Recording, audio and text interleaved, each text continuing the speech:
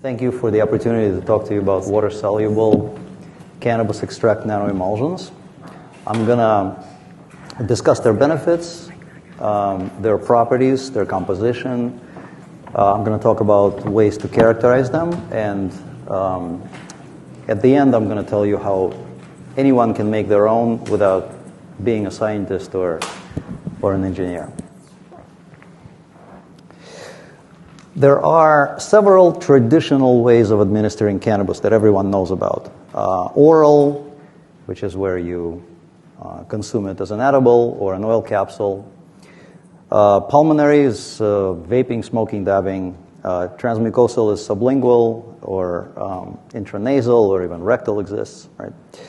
And transdermal is when you deliver it into the bloodstream through your skin. Not to be confused with topical, which is for skin condition treatment, right? Now, each one of these methods has advantages and disadvantages. And very quickly going through them, is oral is discreet and convenient, but it's very slow, inefficient, unpredictable. The bioavailability is low, and you don't really know when things are going to hit you, right? Depending on who you are, whether you ate or not, it's very finicky, inconvenient. Pulmonary, not everybody likes to use their lungs, right? Lungs are not meant for bringing things into your body other than oxygen. So checks and balances that your small intestine and digestive system has are not really there for the lungs. So it's harsh, potentially harmful. Transmucosal works faster, but not all types of transmucosal delivery are actually are what they seem. For example, sublingual is very frequently transferred into digestive because you think that something's under your tongue, but really it's being washed down by saliva. So it's not always what it seems. They're also not very discreet, especially intranasal, I guess, and not very social. I guess rectal delivery would be the last on my list of social activities, right? And then transdermal is slow and quite inefficient. So the question is, why are all these methods around? Why are they coexisting? Why isn't there a clear winner? For example, if you look at the alcohol industry, and I'm guessing this is going to be a recurring theme in this conference, that making parallels with the alcohol industry is very appropriate at this point. So in the alcohol industry, I mean, you could vape ethanol if you wanted to. You could figure out how to make an edible out of it, probably. You could put it on your tongue. You could make a patch with it, but why would you? You could just have a drink. And the reason that that's what everyone does is because a drink with ethanol works quickly, predictably, reliably. The bioavailability is high. The onset of action is short, right? And that is because ethanol is water-soluble, unlike cannabis. So the question is, if you could make cannabis extracts water-soluble, you would make beverages out of that. Wouldn't that just be a clear winner? Well, the argument I'd like to make is that, yes, this is, I think, where we're all going. And clearly, at this point, everyone knows that you can do that. This is what a nanoemulsion looks like in a liquid on the right, and solid form as a powder. So you could just, these are some nanoemulsions that we make. They can go into water. You give it a quick stir. They disappear. It's completely clear. The dose is known. The action is predictable. The bioavailability is high, and I will explain why. And this can go into pretty much any beverage that has water in it. Before we get into the composition of nanoemulsions, what exactly are they? We need to quickly talk about what a surfactant is. It's going to be the only kind of sciencey thing here, and I'm not going to get too deep into it. But the point is that if you if you take a water-soluble molecule and fuse it to an oil-soluble molecule, so in this case, you have this entity in the circle that's a part of the molecule that would dissolve in water. The tail end, the oil-soluble part, that's just a fatty acid tail. So the head likes to dissolve in water, but not the oil. The tail is exactly the opposite, likes to dissolve in oil, not in water. We're going to label it like this schematically. And then if you have an oil and water mixed together, obviously, no matter how vigorously you mix oil and water together, once you stop doing that, they will separate into layers, because water likes other water molecules, oil likes other oil molecules, and so they kind of hang out with their own, and oil is lighter than water, and so it just flows to the top. If you put surfactants into this thing, then they will arrange themselves spontaneously this way, with the heads into the water and with the tails into the oil. And the point is that once you look at this situation from the water's perspective, you see friendly tails, something that likes to dissolve in water. So water is happy. You look from the oil's perspective, it's oil-compatible tails. So suddenly the hostility is gone. They get along better, if you will. So once you have this capability to relax this interface, to make the situation more compatible, you can now start making oils compatible with water. In this industry, it's typical to say that oils become water soluble. Very technically speaking, they're not soluble, but they behave as if they were. And I will show you that for all intents and purposes, what they become is good enough to make beverages. They become close to being true solutions, even if they're technically not. And so this is what a nanoemulsion is. It will comprise a carrier oil. That's most of the interior, the yellow interior in the droplets. And that's typically a triglyceride. We recommend long-chain triglycerides. They help absorption better than MCTs, for example, medium-chain triglycerides. There will be your bioactive. That could be CBD, THC, or it could be a completely different thing. It doesn't have to be a cannabis extract. As long as an oil-compatible bioactive, it will go inside the interior of the drops. There will be a surfactant. So surfactant is, you recognize it, it's on the surface. The tails are pointing towards the water. The heads are pointing towards the water. The tails are inside the oil. So the interface is more compatible. Then water forms the outside, but if it's a powder, then that blue stuff, that's water for a liquid, it doesn't have to be water. It could be something like water, for example, a type of sugar, where the continuous phase has the properties similar to water, but happens to be solid at room temperature, which means you can make a powder out of it. Once you put that powder into water, that continuous phase dissolves out into the water. Water takes its place, and now you have a liquid nanoemulsion. So you can make a beverage using a powder, or make let's say a tablet, put in your mouth, and it will dissolve in your saliva, and you swallow it as a beverage. I guess a saliva beverage, if you will. Typically, there are some preservatives. It's optional, and the types of preservatives are up to you. This doesn't interfere with the nanoemulsion itself. It's only for the beverage to be what you want it to be, so that's typically up to the manufacturer. And importantly, for this thing to be a nanoemulsion, the median of the droplet size distribution, it's called D50, should be below 300, 250 nanometers or so. Technically, anything that's under 1,000 nanometers could be called a nanoemulsion, but on the upper end of this range, these systems don't really behave like nanoemulsions. They separate, they don't have long-term stability, they don't increase the bioavailability. So for the intents and purposes of what we are trying to do here, the median droplet size should really be around 250 or below. Now, if the D50 is well under 100 nanometers, or rather the entire droplet size distribution, all droplets in your system are under 100 nanometers, this type of nanoemulsion will become translucent because the light doesn't interfere with obstacles that are smaller than 100 nanometers, really. So the light travels right through it, and you can see through this type of system.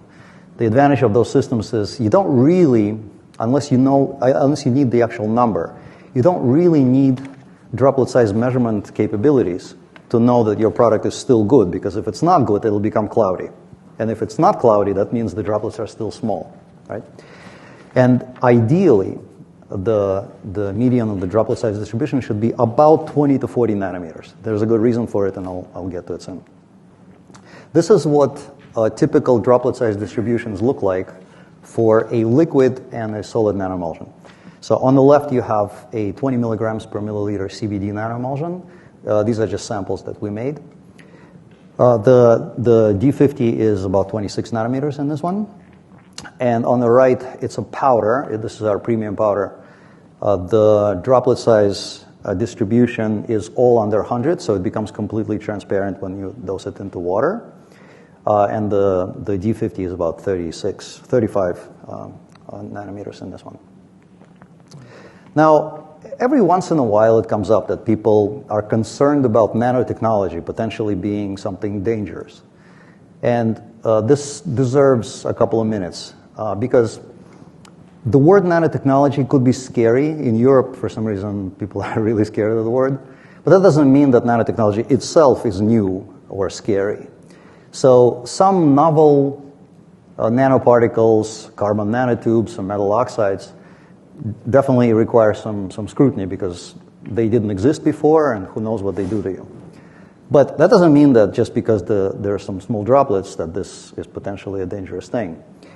Specifically, English breakfast tea is a nanoemulsion with droplet sizes averaging about 25 nanometers, so very similar to a good nanoemulsion.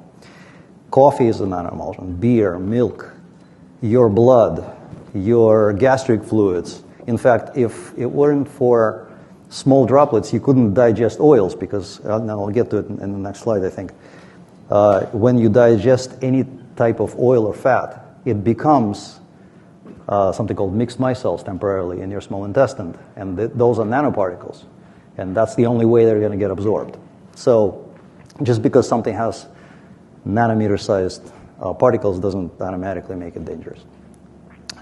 Now let's talk about how things get absorbed. This is my other sciencey slide, and it'll be the last one. But it's important to understand why this works. Why nanoemulsions? Why do they improve the bioavailability? Why is it faster when you do it that way? And why specifically that size? Because if you understand why that size, then lots of questions go away. What's a good nanoemulsion? Well, this will tell you how to tell a good one from a bad one, right? So if you consume an edible, or if you consume something that has oil or fat, it arrives in your small intestine. After it passes through the stomach, nothing gets absorbed in the stomach. Alcohol does a little bit, but it's kind of an exception. Oils don't. So it gets through your small intestine, through your stomach, into the small intestine. It arrives as kind of like a blob, a drop of oil. And that drop is not water soluble, right? Because it's oil. It can't get through the water to the inner wall of the small intestine. And it has to do that because for a number of reasons that mainly have to do with defenses of your body, the inner surface of your small intestine is lined with something called unstirred aqueous layer. It's basically a mucus layer that's mostly water that is not really moving, and in order to get to the other side of that and get absorbed, you have to be water compatible. Otherwise, you're just not getting there, right? So oil can't do it. It just kind of sits there. Now, in order to bring that oil in, you have lipases and bile salts and phospholipids that are locally generated. They come and start digesting this oil. By digesting, well, when you digest the triglyceride, you clip the glycerin group off and you release the fatty acids. And so you take these fatty acids, release them with lipases, and they self-assemble into something called mixed micelles. Mixed micelles are basically oil droplets. They get phospholipids and bile salts, which are surfactants, biologically generated surfactants. Those end up on the surface, and so now you have these mixed micelle nanodroplets, about 10 to 30 nanometers in size, depending on what's inside. And if you have cannabinoids, those can't get digested because lipases only work on triglycerides. They don't work on other oil-compatible things. But cannabinoids will simply find their way into the interior of these droplets. So now you have a very similar situation to what I showed you before. You have this droplet. It has surfactant on the outside. It's about 10 to 30 nanometers in size. It has oil on the inside, and inside that oil there's your bioactive. Cannabinoids or coenzyme Q10 or who knows, vitamin D, right? Anything that's oil soluble. Now these can now travel through water because they're small. Now the inside of your small intestine has a structure. It's called villi. So they're kind of protrusion, like finger-like protrusions lining the surface. Now these villi are composed of enterocyte cells. Those are the absorption cells. That's how things go into your bloodstream, through those cells, or into the lymphatic fluid. That's a little bit beyond the scope of this talk, but you could go into the blood or you can go to the lymphatic fluid. These enterocyte cells have microvilli on top of them. So that's these pink things you see there.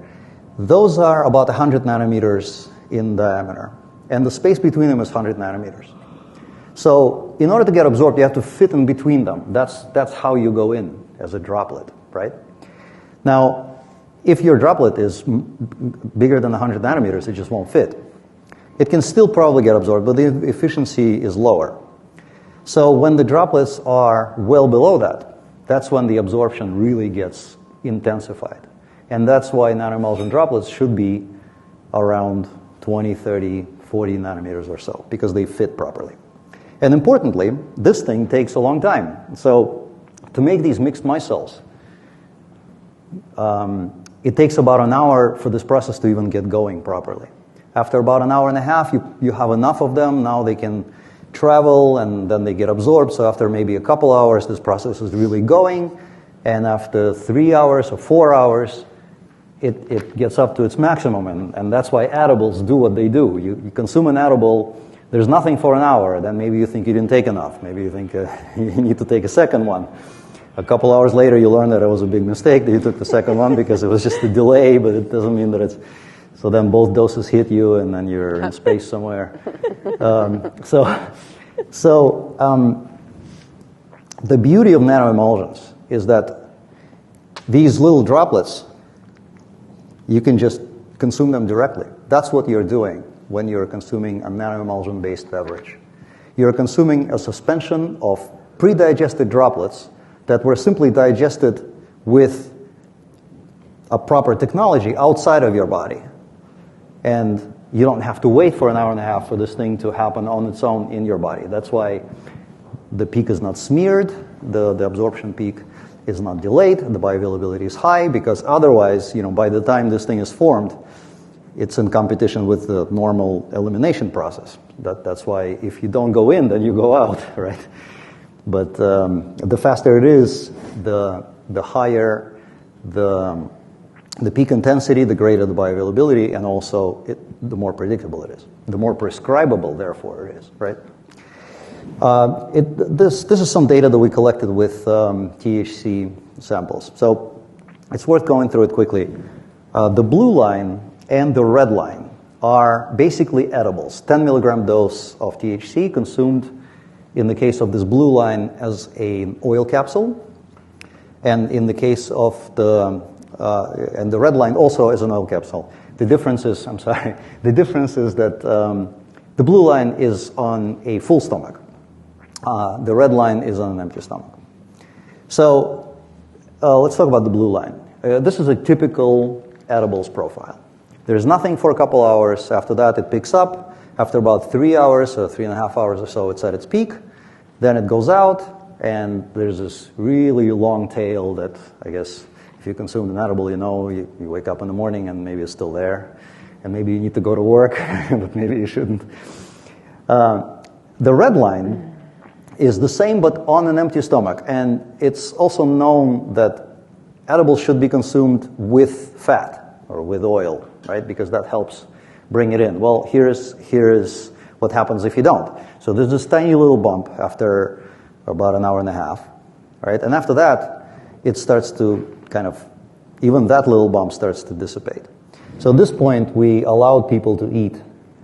And it turned out that the stuff is still there, it just can't go in. And you get this little second bump at about the same timing as you would from an edible on a full stomach. But interestingly, this is all smeared, and the peak intensities are not particularly high. It was a relatively small dose, 10 milligrams. Now look at the green and the purple line.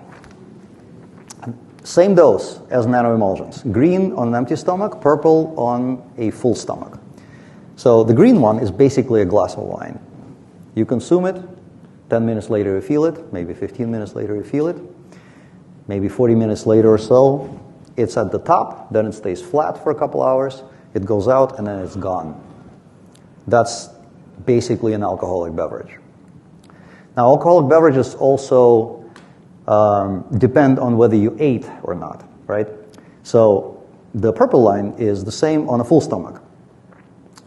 So on the full stomach, it's a little bit delayed, and that's probably because of gastric emptying. Gastric emptying simply means that if you ate something, it sits in your stomach, and then if you consume something else on top of it, it's going to have to wait its turn to empty into the small intestine. So there's like a delay in arriving to where you could be absorbed. But then the intensity is perhaps a little higher. The bioavailability is a bit higher because there are several potential reasons for it, and it's not entirely clear why that is. One of the possible reasons is because oils and fats help you bring cannabinoids into the lymphatic system rather than into the bloodstream. For CBD, it's actually a really good idea to do that because CBD gets destroyed in the liver. So just very briefly, when you go into the bloodstream, that happens when there are no oils co-administered on an empty stomach. You go into the portal vein that takes you straight into the liver. Now, the liver will metabolize the material. If it's CBD, it will deactivate it. But if it's THC, it will make 11-hydroxy-THC from it. So with THC, it's a big question. Where do you want that?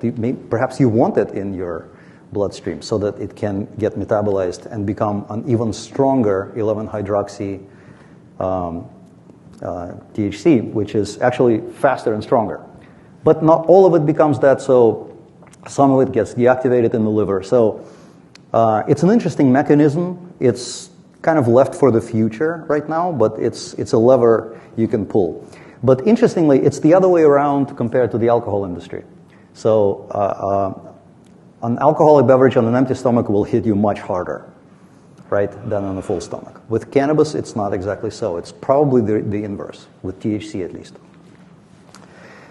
Now, this is a very elegant study from the pharmaceutical industry. It's not done with cannabinoids, but it really belongs to the method of delivery rather than the bioactive itself. It just shows you what happens when you administer things as nanoemulsions of different droplet sizes. So at the bottom, these triangles, that's a nanoemulsion with 400 nanometer droplet sizes. So that's really not a nanoemulsion. It's kind of like a crude macroemulsion where oil is somewhat mixed with water. It's basically an edible, a little bit better than an edible. And you see the peak concentration is pretty low. Now, interestingly, once you get under 100 nanometers, so that's, I'm looking at a different screen. I wish I had, I don't have a pointer, do I, laser? No? I do? Oh, I do. Oh, look at that. Oh, that's a whole other conversation.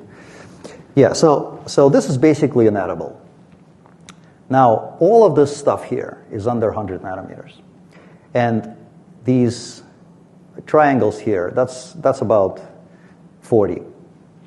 And this is 25. So you can see that once you're under 40, it's diminishing returns. You're pretty much at the top. And if you made it much smaller, it wouldn't really matter.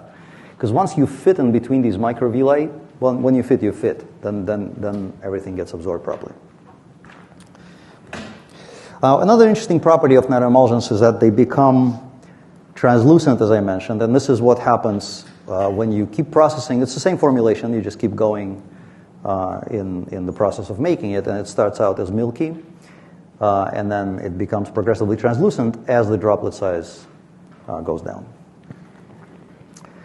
Now let's talk about how you can make some of your own without having to be a scientist or an engineer. Our company, Industrial Sonomechanics, offers a complete solution, actually a set of complete solutions you want to make. There are two sides of it. One is ultrasonic equipment, and we offer it at lab, bench, or industrial scale with everything included that you would possibly need to do it. And we offer formulations. They're called Nano Stabilizers. At this point, we offer two of them. One is Nano Stabilizer LT. That will lead to liquid translucent nanoemulsions. That's why it's LT. And the other one is LSO, Nano Stabilizer LSO. With that, you could make powders. Or you could make also liquids if you want, but most people choose to make powders from it. The powders are very convenient to use as powders or to compress into tablets, and then you can make quickly disintegrating tablets that you put in your mouth, and they just fall apart, dissolve in your saliva, and you swallow them.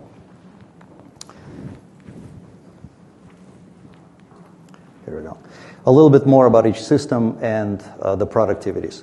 This is our lab scale system, LSP 600. With this system, you can work with 2 liters at a time, but it's not a production system. It will make enough samples for you to evaluate the technology, maybe make small runs, but it's not something that's going to be producing your product 24/7. The productivity is about 1 liter an hour, which means you can make around 5,000 10-milligram doses of whatever cannabinoid you're working with. The medium system is BSP 1200.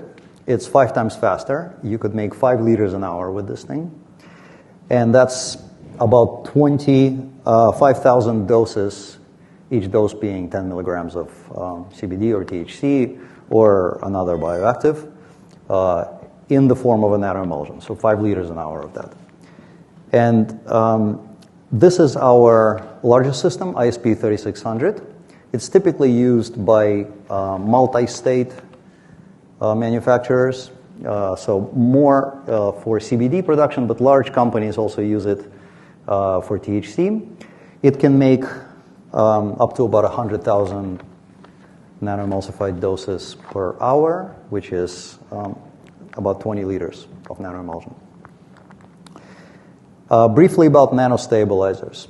This is Nano Stabilizer LT. This is what it looks like. And it will lead to a translucent liquid nanoemulsion. Droplet size is approximately 27 nanometers or so. It comes with SOPs. You don't have to invent anything. You don't have to really make any decisions. You just follow simple procedure. But if you want to experiment, there are lots of things that you could do with it. For example, you could use it in ratios that we recommend, or you could change that. So we recommend using 5 parts of Nano Stabilizer to 1 part of your cannabinoid. The process is very simple. You simply mix the two. That mixture goes into the ultrasonic system with some water, and then you just push the button that says start and wait for this nanoemulsion to become translucent, or if you have the ability to measure droplet sizes, that's better. Then you know when you're done, but you don't have to really do anything. You just watch the system produce. And I should have mentioned that the BSP 1200 and the ISP 3600 are both 24/7 production systems. They're water-cooled, they don't overheat, they never have to stop. You could just work. They're flow-through, so those are the systems used to actually pump out product. But if you take the 5-to-1 ratio that we recommend and change it, let's say you go to 4-to-1, the droplet size goes up a bit, but the formulation is still translucent. You can see it, this is in its concentrated form. So once you dose that into water, it becomes completely transparent. If you go to 3-to-1, you're still okay. But if you go below 2.5 or 2-to-1 or so, you can see that the upper edge of the distribution here, so this upper edge here, starts to exceed 200 nanometers. So this is not the median, this is the right tail. And that's a problem because you really should at the end of the process, filter your nanoemulsion.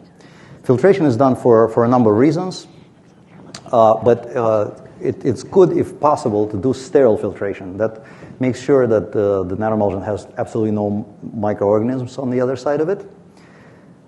And you cannot do that if your droplets exceed in size the size of the pores in the sterilizing filter, and that's 220 nanometers. So we recommend that you not go below about 2.5 to 1. But you could go anywhere from 5 to 1 to 3 to 1, and really it's just up to you. It could be economics, it could be that translucency is not that important to you. Who knows why? You have that flexibility. Now let's talk about stability. Stability is an important parameter. It's also going to be probably a recurring theme here. So this is some data we collected with an Orange Photonics unit. It's a liquid chromatography unit that we use and like. It's good for nanoemulsions. You can see that for a nanoemulsion, that's the blue line, which was in a dark glass container, the stability really doesn't change. We still have some nanoemulsions we made a couple of years ago, and they're exactly where they are. Stability in the sense of CBD in this case, being detectable as CBD. Not the droplet stability. The droplet stability of a nanoemulsion is really rock solid, years, if you make it properly. But if you have this nanoemulsion in a clear glass container, it's a little bit different because of UV. So this was sitting in the lab, not in direct sunlight, but in an ambient light. And you can see that after about half a year, the concentration of CBD starts to go down because it gets oxidized. And also it becomes pink because you're forming quinones. Nano Stabilizer LSO is the other formulation that we offer, and it leads to powders. It itself is a powder. It will make nanoemulsions with droplets just under 200 nanometers. You can reconstitute it in water and make a beverage, or you could, as I mentioned, make a tablet out of it. Convenient. There are many other things you can do with powders. You can, for example, add them to things where water can't go. For example, to chocolate. Mix them right into the chocolate. That really helps because you get the benefits of nanoemulsion in a place where a liquid nanoemulsion based on water couldn't really be, right? And Nano Stabilizer also is a lot more permissive in terms of concentration. So you can see that you can change concentrations from the recommended 4 to 1 to 3 to 1 to even 2 to 1, and the droplet size doesn't really suffer until you go too low, and then suddenly everything just doesn't function properly. Lastly, I'd like to emphasize that we can also not only enable you to make your own, but we can make these things for you. We do contract manufacturing. Both liquid and powdered nanoemulsions could be made. And there's an additional formulation that we make, and we have samples of this here, so you can test some of these, see if you like them. It's our premium powder with droplets that are much smaller, about 35 nanometers or so. This powder goes completely clear in the liquid and dissolves very quickly. So if you have something like a sugar packet that you'd like to put, especially into cold water, that is a good powder because it's very quick.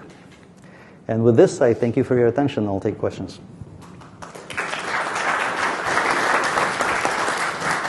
can start over here. Because we're so behind on time, we're actually going to have you ask questions behind the scenes because we're about 30 to 40 minutes behind schedule. I'll be around. I'm so sorry. No problem. Thank you so much. Thank you.